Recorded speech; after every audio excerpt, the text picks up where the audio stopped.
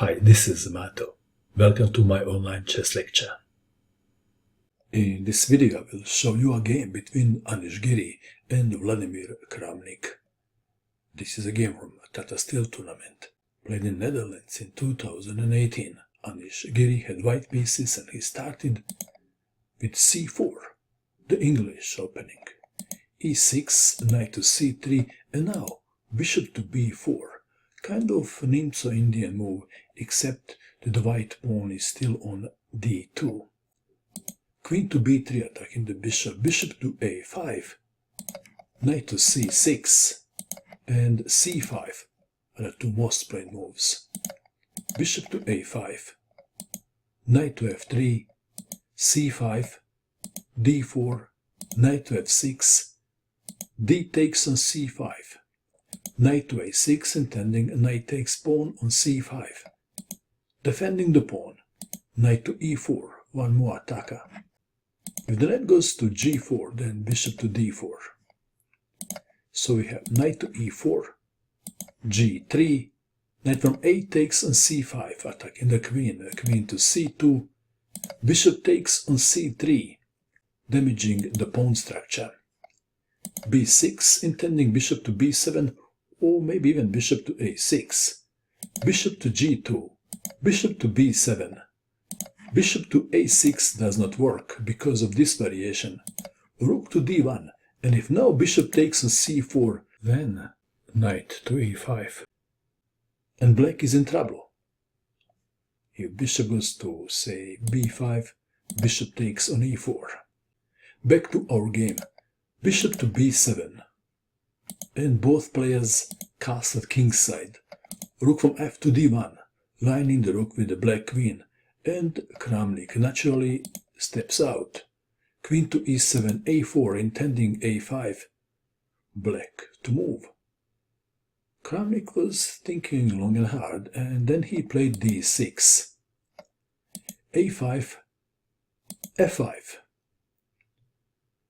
a takes on b6, a takes on b6, knight to d4, knight to f6, and the bishops were exchanged.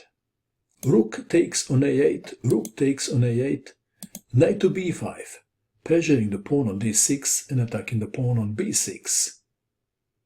Rook to c8. How to defend the pawn?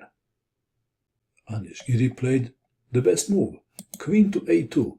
This is not only defending the pawn, this is preparing invasion on the 7th rank, or maybe even to the 8th rank, if the rook leaves the 8th rank.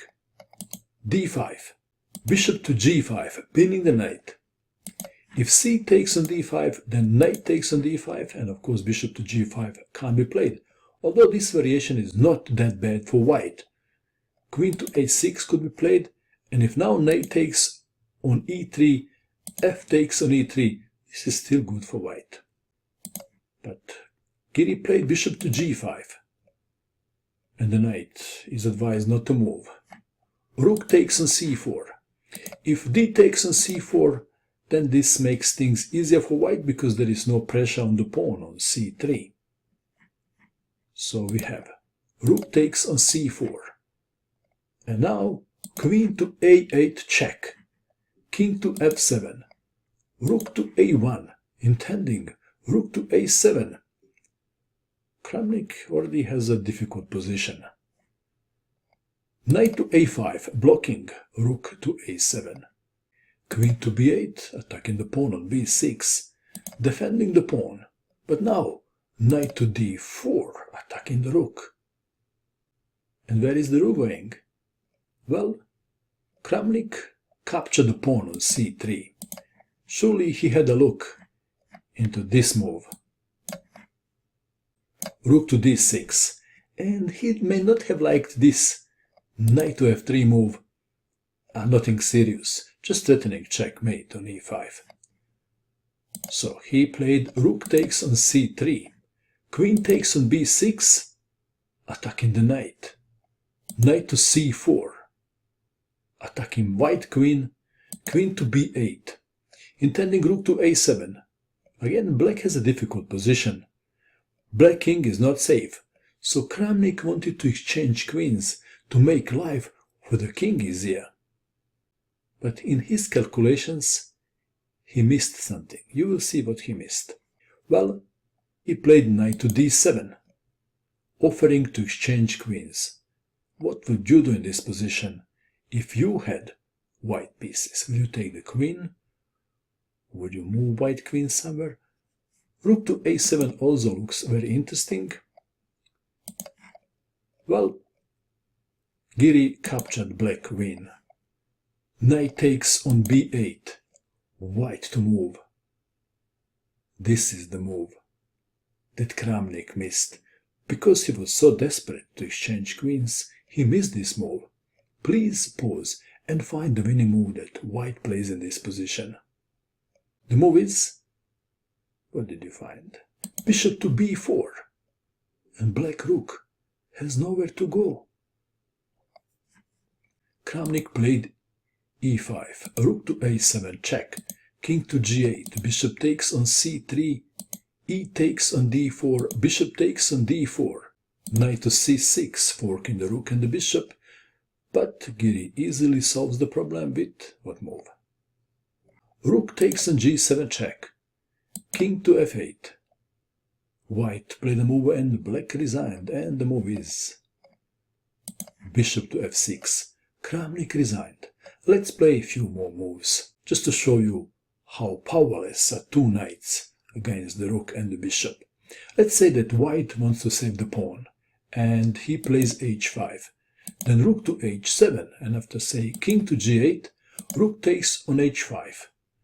Knight to d6, defending the pawn on f5, that makes sense, but now bishop to b2, threatening rook to h6. If knight to a5, then rook to g5 check, and after king to h7, bishop to e5, attacking the knight, and if knight, the knight moves somewhere, rook takes on f5. I guess they can stop here. Two knights are no match for the rook and the bishop. White also has the extra pawns.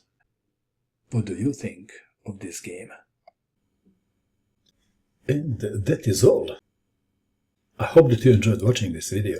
I wish you good luck with your chess, and bye for now.